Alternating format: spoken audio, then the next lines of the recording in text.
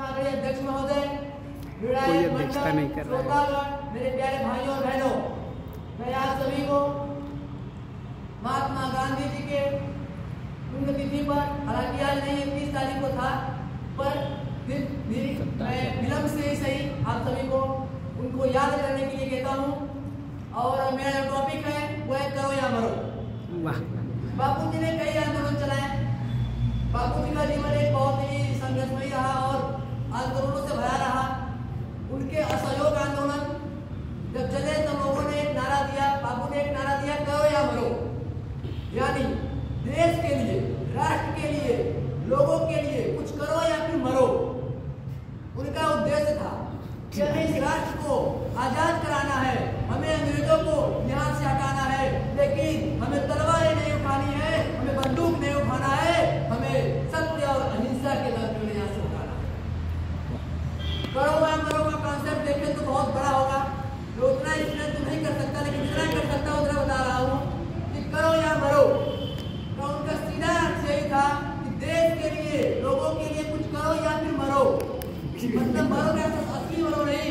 अगर आप किसी दुखी व्यक्ति को देखकर दुखी नहीं होते हैं, उसके दुख में सहयोग नहीं करते हैं, एक आप वंचित व्यक्ति को देखकर उससे आगे जाने की नहीं सोचते हैं, एक भिखारी को देख के आप उसके परिस्थितियों के विषय में नहीं सोचते हैं, तो आप एक मरे हुए प्राणी हैं। बापू का ये सोचते हैं।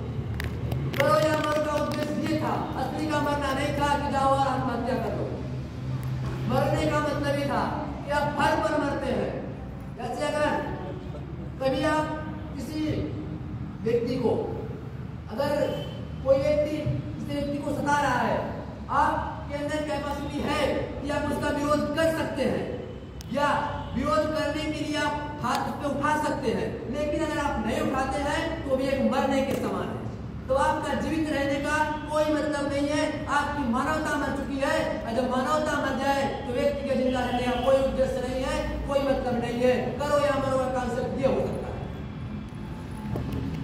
और बापू जी जब आंदोलन को चलाते थे तो कई जो सरकारी कर्मचारी थे उन्होंने भी अपने कार्य को इस्तीफा देकर आंदोलन में आए, तो उनके लिए भी एक करो या मरो का कॉन्सेप्ट हुआ।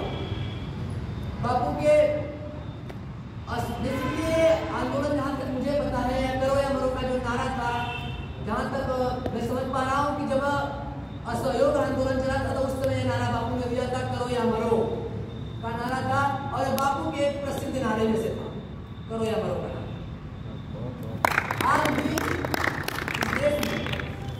इस देश में जो लोग, जिन लोगों के पास एक शक्ति है बोलने के, जिन लोगों के पास अधिकार है कि वो बुरे को रोक सकते हैं, वो भी नहीं रोकते।